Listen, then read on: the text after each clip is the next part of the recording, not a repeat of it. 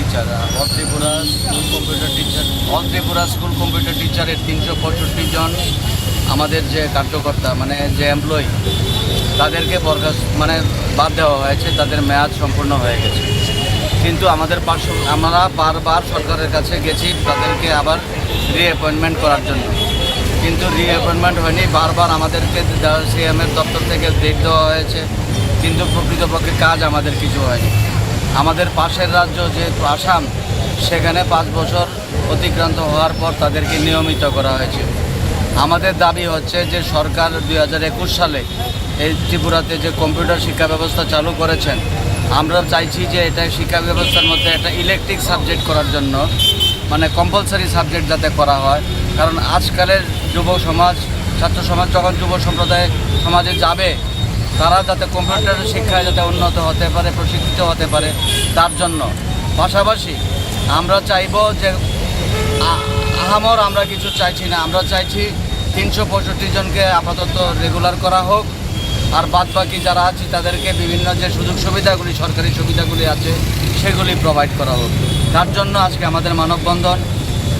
আমরা আজকে ধর্নায় বসার কথা ছিল, যেহেতু ডবল ইঞ্জিন সরকার, রাষ্ট্রবাদী সরকার যেখানে আছে, আমরাও রাষ্ট্রবাদী সংগঠন, সেখানে আমরা সরকারের কাছে আশা রাখবো যে অচিরেই আমাদের আশা পূরণ হবে। আর যদি না হয়, তার জন্য আমরা সারা ত্রিপুরাব্যাপী বৃহত্তর আন্দোলনে আমরা যাব। কেন্দ্রের রাজ্য সরকার থাকা কি দ্বিচারিতা হচ্ছে না? তারা প্রকৃত কথা বলতে কি ডবল ইঞ্জিন সরকারের সুবিধাটা সম্পূর্ণ হয়তো আমরা পাচ্ছি না। কি ভাবছেন, মানে নেতা মন্ত্রীর তো বেতন অনেকটাই বেড়ে আমার মনে হচ্ছে কোথাও একটা গলদ হচ্ছে, সরকারকে ভুল বোঝানো হচ্ছে।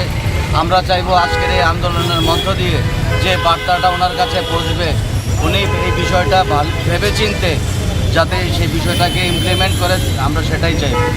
কারণ সরকারটা আমাদের।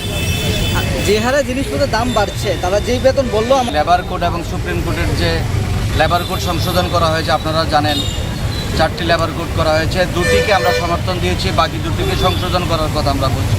কিন্তু মহামান্য সুপ্রিম কোর্ট যে আদেশ দিয়েছেন যে আগামী কিছুদিনের মধ্যেই যে ন্যূনতম বেতনক্রম ধার্য করেছেন, সেগুলি অবশ্যই ইমপ্লিমেন্ট করতে হবে। একটা কম্পিউটার শিক্ষক পায় কত মাসে? 8,000, 10,000, 12,000।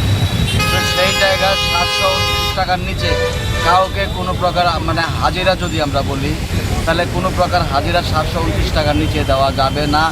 আমরা বলছি না সবাইকে রেগুলার করো, পাশের রাজ্য যদি করতে পারে, সেখানেও ডবল ইঞ্জিন সরকার আছে, ডক্টর হেমন্ত বিশ্ব শর্মাজির সরকার। তো আমরা চাইব মানিক সাহাজি একজন শিক্ষিত এবং এক ত্রিপুরা শ্রেষ্ঠ ত্রিপুরা গড়ার যে স্বপ্ন সরকারের এবং আমাদের, আমরা চাইব তাদেরকে অবিলম্বে যাতে নিয়মিত করা হয়। আপনার পরিচয়টা? আমার পরিচয়, আমি ভারতীয় মজদুর সংঘ ত্রিপুরা প্রদেশের মহামন্ত্রীর দায়িত্ব পালন করি। নাম তপন কুমার।